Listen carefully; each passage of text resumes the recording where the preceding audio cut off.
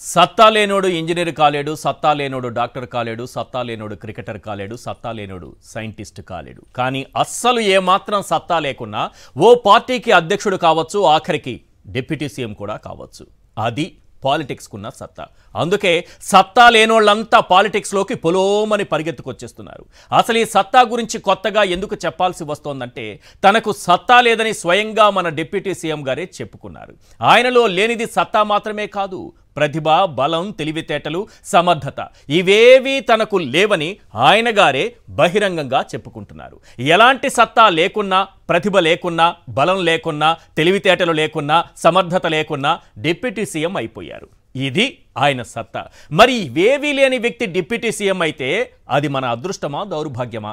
మీరే నిర్ణయించండి. అయ్యా పవన్ కళ్యాణ్ గారు, సత్తా లేనప్పుడు పార్టీ పెట్టడం ఎందుకు? ప్రశ్నిస్తానంటూ ప్రజల్ని మభ్యపట్టడం ఎందుకు? 25 ఏళ్లు రాజకీయాలు చేస్తానని ప్రగల్భాలు పలకడం ఎందుకు? కులభావన ఉండాలంటూ కాపుల్ని రెచ్చగొట్టడం ఎందుకు? వారి ఆత్మగౌరవాన్ని చంద్రబాబుకు తాకట్టు పెట్టడం ఎందుకు? సార్ పవన్ కళ్యాణ్ గారు, మీలో సత్తా లేదని మీరే తేల్చేశారు. బాబులో సత్తా ఉందని మీరే సర్టిఫికేట్ ఇచ్చేశారు. నిజంగా బాబులో అంత సత్తా ఉంటే ఈ కూటమిలు ఎందుకు?